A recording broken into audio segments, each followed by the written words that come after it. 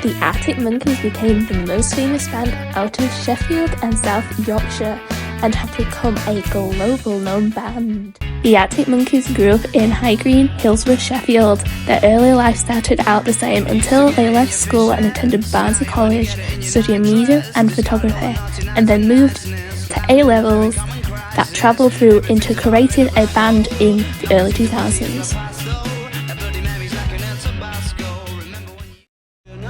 During 2002, the band was created, and Alex Turner, Matt Healy, Jamie Cook, and Andy Nicholson, who left the band in 2006, was replaced by Nick O'Malley.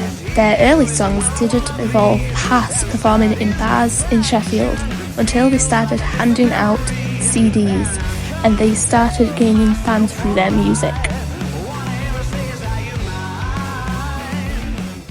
I will be interviewing the director of Ticketmaster, Chris Edmonds, who has worked in the music industry and has worked very closely to the Arctic Monkeys in their early years.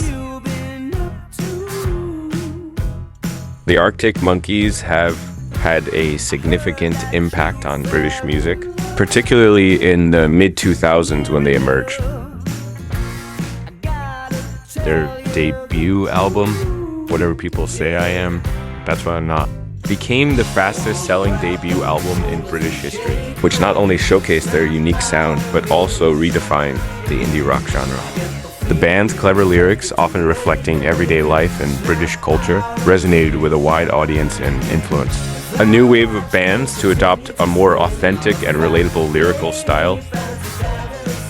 Yeah, the Arctic Monkeys definitely started their career on a high note. Their debut album was a massive success, and it really set the stage for their future. Absolutely. Growing up together likely helped them build a strong bond and understanding of each other's strengths and weaknesses. Plus, they probably have a shared vision and experiences that shape their music, making their teamwork even stronger. For sure, the Arctic Monkeys' blend of indie rock, punk, and even some hip-hop elements makes their sound really unique and appealing. This genre mix allows them to stand out in the industry, attracting a diverse audience.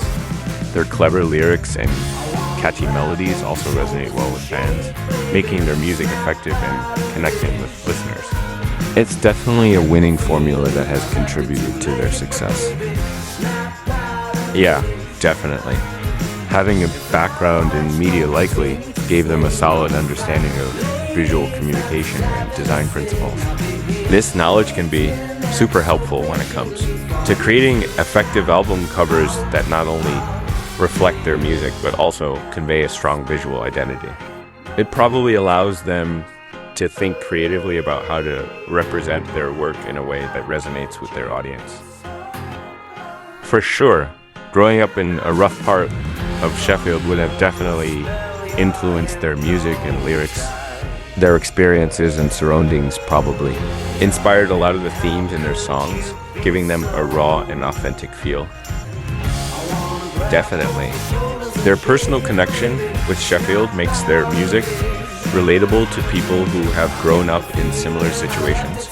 When listeners hear their songs, they can often see reflections of their own experiences and struggles, which creates a strong emotional connection. It's that authenticity that really resonates with fans and helps them feel understood through the music. That's a great question. I think the early albums would still resonate with people today, but the music landscape is always changing. The raw, authentic sound and relatable lyrics of those albums really captured a moment in time. While they might not have the same impact in today's market, they would still attract fans who appreciate that style. Nostalgia plays a big role too, so there would definitely be an audience for it.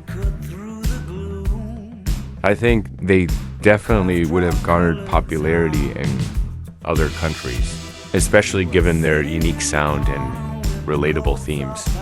The Arctic Monkeys have a distinctive style that appeals to a wide audience, and their storytelling resonates with listeners beyond the UK. While they might have faced different challenges in breaking into various markets, their talent and authenticity could have helped them build a strong fan base internationally. Teenagers might be more interested in the band because their music often captures the feelings and experiences that resonate with young people, like relationships, growing up, and navigating life. The energy and vibe of their songs can really connect with that age group.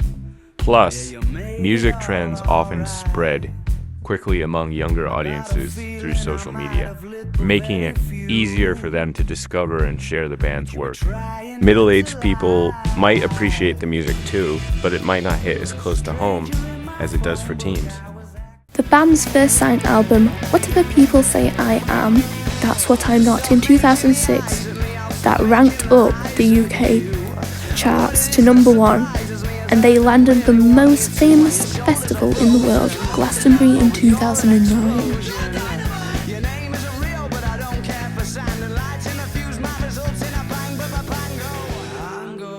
As the Arctic Monkeys become more famous and release more studio albums, in 2013 they stand on the Glastonbury stage once again, and again in 2023 for the last time during their world tour.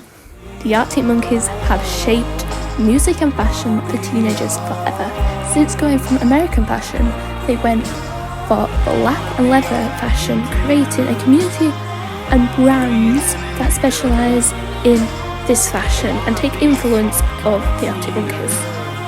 The history of the Arctic Monkeys is difficult to get the full story, but from different sources and articles and professionals, we have an idea of what they went through and how they became the most famous band in Britain.